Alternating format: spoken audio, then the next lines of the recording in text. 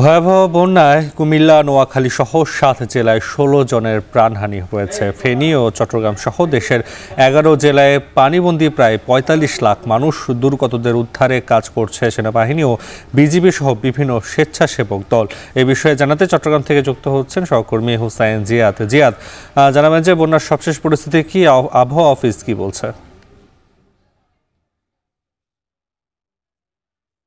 মূলত বন্যায় আমরা এখন যে জায়গাটিতে দাঁড়িয়েছি সেখানে সকালে যে পরিমাণ পানি ছিল এখনও কিন্তু একই পরিমাণ পানি, যেহেতু বৃষ্টি হয়নি আজকে, পানি কিন্তু বাড়েনি। তবে পানি কমার কোনো লক্ষণ নেই। এই সকাল ৯টা নাগাদ আমি এখানে এসেছি, এখন বিকেল গড়িয়ে একেবারে সন্ধ্যা। বন্যা দুর্গত মানুষের যে স্রোত আশ্রয়কেন্দ্রে যাওয়ার, সেই স্রোত কিন্তু কমেনি একটুও। হাজার হাজার মানুষ সকাল থেকে আমরা এখনও পর্যন্ত দেখছি এই রাস্তাটি ধরে করেরহাট, মিরেশ্বরের করেরহাট, এই জায়গাটি ধরে একেবারে ছাগলনাইয়া পর্যন্ত যাওয়া যায় এবং ফেনী পর্যন্ত যাওয়া যায়। এটি পুরাতন ঢাকা চট্টগ্রাম মহাসড়ক। এই সড়কটি ধরে আপনি যেই মানুষগুলোকে আসতে দেখছেন, এরা কিন্তু ৩ থেকে ৫ কিলোমিটার পথ এভাবে পানি মারিয়ে আসলে এই নিরাপদ আশ্রয়ের উদ্দেশ্যে ছুটছেন। বৃদ্ধ, যুবক, নারী, শিশু, অসহায় মানুষ, অসুস্থ মানুষ সবাইকে আমরা দেখতে পাচ্ছি কোনো রকম প্রাণ নিয়ে তারা নিরাপদ আশ্রয়ের দিকে ছুটে যাচ্ছেন, আশ্রয় কেন্দ্রগুলোতে ছুটে যাচ্ছেন, অথবা আত্মীয় স্বজনের বাড়ি, আশেপাশে যে আত্মীয় স্বজনের বাড়ি আছে সেদিকে যাচ্ছেন। এই মানুষগুলো বলছিলেন যে গত ৪০ বছরেও তারা এই ধরনের বন্যার মুখোমুখি হননি, এই ধরনের ঘটনার মুখোমুখি হননি, ফলে তারা খুব একটা প্রস্তুত ছিলেন না এত পানি হবে।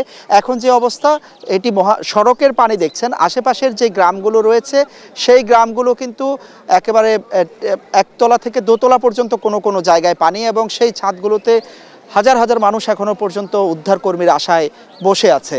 অনেকে বলছিলেন যে সেখানে বিদ্যুৎ নেই, গত দুদিন ধরে রান্নাবান্না হয়নি, অনেকের খাওয়া হয়নি। এখন যে পরিস্থিতি আমরা দেখছি, চট্টগ্রাম সহ সারা দেশ থেকে অনেক উদ্ধারকর্মী এসে যোগ দিয়েছেন। বিকেলের পর থেকে বেশ কিছু বোটও এদিকে গিয়েছে, তবে সেটি পর্যাপ্ত নয়। কোনোভাবে ত্রাণ সরবরাহ যেটি করা হচ্ছে সেটিও একেবারে অপর্যাপ্ত এই অঞ্চলের মানুষের জন্য। এবং যেটি হচ্ছে যে ছাগলনাইয়ার যে অংশটি রয়েছে ফেনীর কাছাকাছি, সেই অঞ্চলটিতে কিন্তু মানুষ কোনোরকম ছাদে বা কোনো জায়গায়, অনেকে গাছের উপরে আশ্রয় নিয়েছেন বলে যারা আসছেন তারা বলছেন তারা কিছুটা সুস্থ সামর্থ্য থাকায় তারা এতদূর পথ হেঁটে আসতে পারছেন, কিন্তু যাদের সামর্থ্য নেই তারা অনেকেই পানিবন্দী হয়ে পড়েছেন। জেলা প্রশাসনের হিসাবে শুধুমাত্র চট্টগ্রামে ৩ লাখের মতো মানুষ পানিবন্দী হয়েছে। এই পুরো অবস্থা কিন্তু কুমিল্লা, ফেনী থেকে শুরু করে চট্টগ্রামের প্রায় ৯টি উপজেলার। তবে এর মধ্যে সবচেয়ে বেশি আক্রান্ত এখন কিন্তু মিরসরাই। এর পাশাপাশি চট্টগ্রামের ফটিকছড়ি এবং রাউজানে আজকে ২ জনের মরদেহ উদ্ধার করা হয়েছে। সেখানে হালদা নদী ভেঙে গিয়ে বিস্তীর্ণ এলাকা চট্টগ্রামে প্লাবিত হয়েছে। তো সবাই আসলে আশায় আছেন যে উদ্ধারকর্মীরা আসবেন, যত দ্রুত সম্ভব তাদেরকে উদ্ধার করে নিয়ে যাবেন এবং বন্যা পরবর্তী যে ত্রাণ কার্যক্রম, ক্ষয়ক্ষতি নিরূপণ, সেটিরও কাজ শুরু হবে। নাফি।